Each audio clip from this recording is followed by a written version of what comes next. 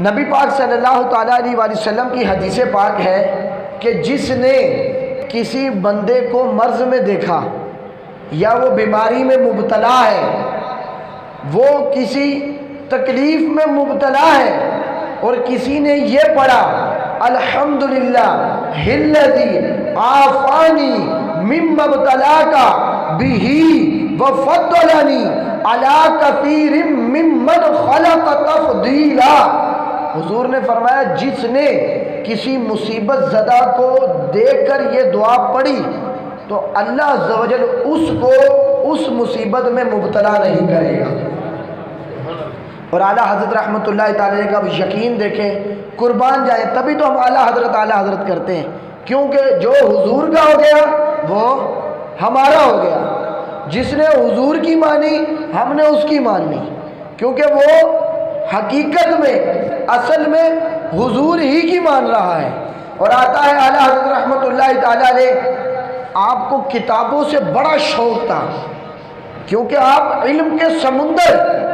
آپ نے امت کی رہنمائی کرنی، لوگوں کو صحیح رستہ بتانا، قرآن حدیث علم دین سکھانا بتانا، تو ان کا کام ہی کتابوں سے تھا۔ تو آتا ہے اعلیٰ حضرت رحمۃ اللہ تعالی علیہ ایک مرتبہ تحقیق کر رہے تھے، اور تحقیق کے لیے کتابیں پڑھنی پڑتی ہیں، اس کے لیے کتابوں کا مطالعہ کرنا پڑتا ہے کہ یہ حدیث صحیح بھی ہے یا اس میں راوی کوئی ضعیف بھی ہے، دیکھنی پڑتی ہے کیا اس کی سند پوری صحیح بھی ہے یا نہیں، پھر وہ حدیث کو لیا جاتا ہے۔ تو آتا ہے اعلیٰ حضرت رحمۃ اللہ تعالی علیہ، آپ اسی طرح کتابوں میں مصروف تھے،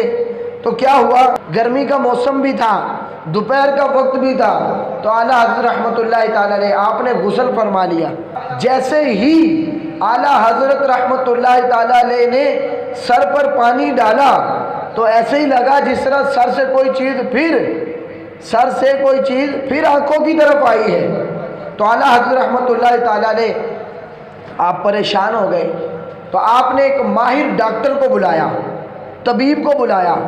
اور اس کو کہا کہ یہ معاملہ میرے ساتھ ہوا۔ تو اعلیٰ حضرت رحمۃ اللہ تعالی علیہ کا اس ڈاکٹر نے بغور معائنہ کیا،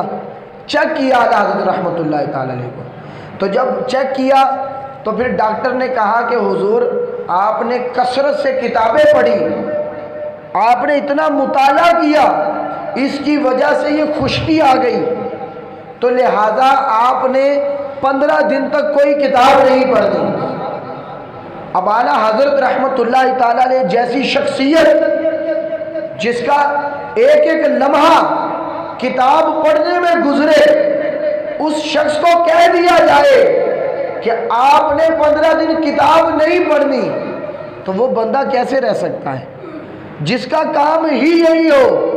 کہ میں نے علم دین سیکھنا ہے اور امت کی رہنمائی کرنی ہے،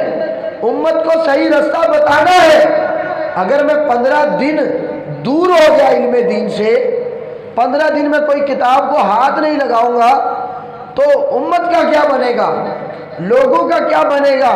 میں نے حضور کی امت کی خدمت کرنی ہے، اس کا کیا بنے گا۔ اعلیٰ حضرت رحمۃ اللہ تعالی علیہ آپ کتاب کو چھوڑ نہیں سکتے تھے، آپ قرآن کو چھوڑ نہیں سکتے تھے، آپ حدیث کو چھوڑ نہیں سکتے تھے۔ بظاہر نظر آتا ہے کہ اعلیٰ حضرت رحمۃ اللہ تعالی علیہ نے اپنی بھی حفاظت کرنی ہے، لیکن ان کو پتہ تھا کہ قرآن ہی شفا ہے، قرآن ہی شفا ہے۔ سورہ فاتحہ کا ایک نام شفا ہے کہ یہ سورہ فاتحہ شفا والی ہے، جو بھی بیمار ہو سورہ فاتحہ پڑھ کر اس پر دم کر دو، اللہ اس کو شفا عطا فرما دے۔ تو فرمایا کہ قرآن ہی شفا ہے، میں اس کو چھوڑ دوں، حدیث میں ہی شفا ہے، میں اس کو چھوڑ دوں۔ تو اعلیٰ حضرت رحمۃ اللہ تعالی علیہ نے آپ نے پڑھتے رہے، پھر بھی آپ نے نہ چھوڑا۔ آتا ہے کہ 20 سال تک آپ ویسے ہی قرآن حدیث بیان کرتے رہے، کوئی فرق نہ آیا، کوئی مسئلہ نہیں ہوا، لیکن پھر جب 20 سال بعد وہ موتیا کا مرض بڑھ جانے کی شکایت ہوئی کہ اگر آپ نے نہیں اس پر قابو پایا تو آپ کی آنکھیں چلی جائیں گی، تو اعلیٰ حضرت رحمۃ اللہ تعالی علیہ آپ اللہ اکبر آپ نے پھر بھی علم دین سیکھنے میں لگے رہے، پھر بھی آپ قرآن پڑھنے میں لگے رہے، حدیث پڑھنے میں لگے رہے، لوگوں کی رہنمائی کرنے میں لگے رہے، تو آتا ہے کہ اعلیٰ حضرت رحمۃ اللہ تعالیٰ علیہ کی پھر آنکھ میں، وہ ڈاکٹر نے بھی کہا، طبیب نے کہا کہ حضور نہ کتاب نہ پڑھے، آپ کی آنکھوں کی بینائی چلی جائے گی۔ اعلیٰ حضرت رحمۃ اللہ تعالیٰ علیہ لیکن نہ باز آئے، آپ قرآن پڑھتے رہے، حدیثیں پڑھتے رہے۔ آتا ہے کہ اعلیٰ حضرت رحمۃ اللہ تعالیٰ علیہ کی جو آنکھ میں وہ جو موتیا آیا تھا، قرآن کی برکت سے، حدیث کی برکت سے وہ موتیا بھی چلا گیا۔ تو لوگوں نے پوچھا کہ حضور آپ کو اتنا یقین کیسے؟ تو کہا کہ یہ موتیا بھی کیسے چلا گیا؟ تو اعلیٰ حضرت رحمۃ اللہ تعالیٰ علیہ فرماتے ہیں ڈاکٹروں نے کہا تھا کہ یہ موتیا نہیں جائے گا، لیکن اعلیٰ حضرت رحمۃ اللہ تعالیٰ علیہ کہتے ہیں کہ میں نے ایک شخص کو دیکھا، اس کو موتیا کی بیماری تھی، اس کی آنکھوں میں بھی موتیا اتر آیا تھا، جس کی وجہ سے اس کو نظر نہیں آ رہا تھا۔ تو اعلیٰ حضرت کہتے ہیں میں نے حضور کی وہی حدیث پڑھی جو میں نے آپ کو پڑھ کر سنائی کہ مشکل میں، مصیبت میں جو بندہ یہ دعا پڑھے، الحمدللہ الذی عافانی مما ابتلاک بہ وفضلنی علی کثیر ممن خلق تفضیلا، جو یہ دعا پڑھ لے تو اللہ عز و جل اس کو اس بیماری میں مبتلا نہیں کرتا۔ تو اعلیٰ حضرت کہتے ہیں میں نے یہ دعا اس کو دیکھ کر پڑھ لی تھی، اور مجھے یقین تھا حضور کی حدیث پر کہ حضور کے ایک ایک لفظ، ایک ایک حرف جو ہے وہ حق ہے، سچ ہے۔ تو کہتے ہیں میں نے وہ دعا پڑھ لی تھی، اب مجھے یقین ہو گیا تھا، چاہے ڈاکٹر کہے، چاہے طبیب کہے، چاہے پوری دنیا ایک طرف ہو جائے، لیکن میرے حضور نے فرما دیا تھا کہ جو یہ دعا پڑھ لے گا اللہ عز و جل اس کو پھر اس بیماری میں مبتلا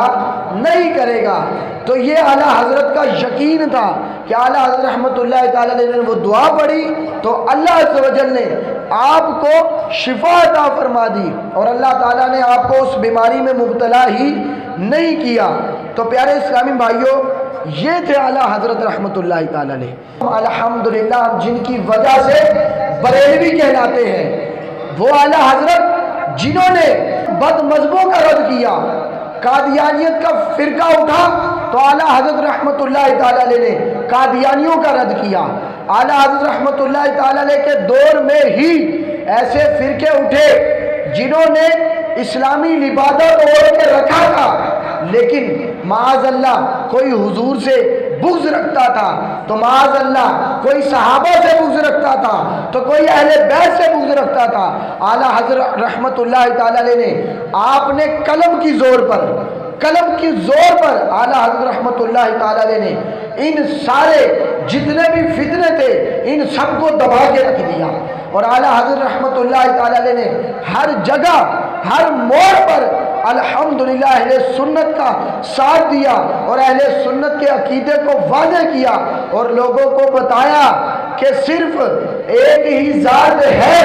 جن سے تم نے سچی محبت کرنی ہے، جب تم ان کے ہو جاؤ گے ساری دنیا تمہاری ہو جائے گی، اور وہ حضور کی ذات ہے جن سے محبت کرنے کا اعلیٰ حضرت نے بھی کہا